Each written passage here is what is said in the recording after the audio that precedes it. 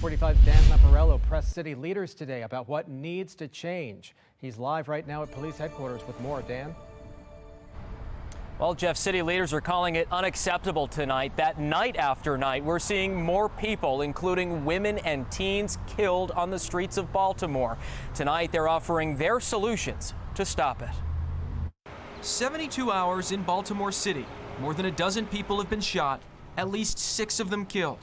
Violence that seemingly has no end. I'm disappointed.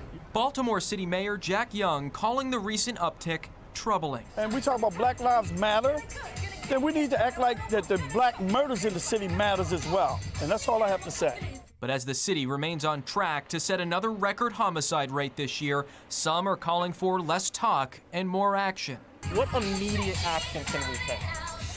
The immediate action that we can take is we need the community to start turning these criminals in. This week, Baltimore Police Commissioner Michael Harrison released a one-year progress report on the department's 5-year crime plan.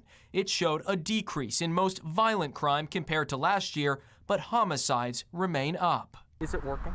Well, listen, you appreciate the progress, you appreciate the stuff that they're putting in that will help in the long term, but gun violence is still too high. City Council President and Democratic nominee for mayor Brandon Scott says BPD needs to redirect its focus. The citizens of Baltimore want them to be focused on violence. Not every little penny anything, violence. And that's what we have to talk about here. We should not be celebrating, but knowing that too many people are still dying in Baltimore.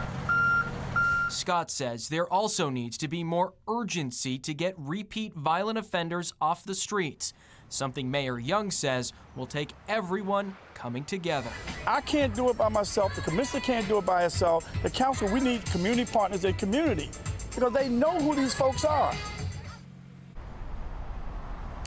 Now, community activists as well as youth leaders say they're going to be holding a rally outside of City Hall just down the street from here at police headquarters this upcoming Friday to call on city leaders to find solutions to this recent uptick in crime. Cafe Latte Da in Fells Point. This is coffee shop time. Where drinks are made by memory. Your milk is whole, honey? And regulars have become like family. I'll be right with you, love. Fells Point is amazing. I mean, we just have amazing customers and the best dogs. We give out bacon, we give out cheese, and they come visit us every day, and you kind of get to be a part of people's lives. The owner, Kelly Blottenberger. Sure. Loving this community. Do you want small, medium, or large? And man's best friend so much.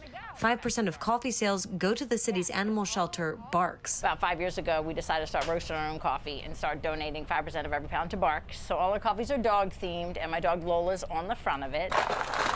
Nearly a decade of building a reputation, a place. Do you want whipped cream on that, love? Where people can make friends and memories. So good, and it's just like a unique Baltimore experience. But now the shop is in its darkest hour, the pandemic proving too much. Yeah, it's hard. Soon, Cafe Latte Da will be shutting down. It's horrible.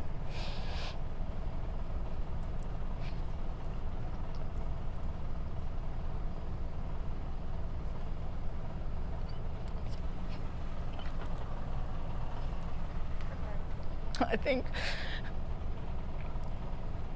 it doesn't just affect me. It affects people who work here, and it's just heartbreaking. The owner pointing out tough times began back in 2015 with the riots, and the shop never fully recovered. The shutdown and lack of help during it, leaving Kelly with no other option. I applied for everything. I applied for every grant, every loan that was available to me, and that was in March. And I've got nothing. Kelly even picked up a second job to try and make ends meet. I wish that they would have did more for small businesses. The inevitable, emotional. Seeing like this kind of stuff happen is really heartbreaking and kind of scary. Kelly keeping in mind the motto next to her shop's entrance. Do good and be good. Those words close to her heart as she prepares to close the doors to Cafe Latte Da for the last time. If you love someplace, get out there. Alexa Ashwell. Have a lovely day, guys. FOX45 News.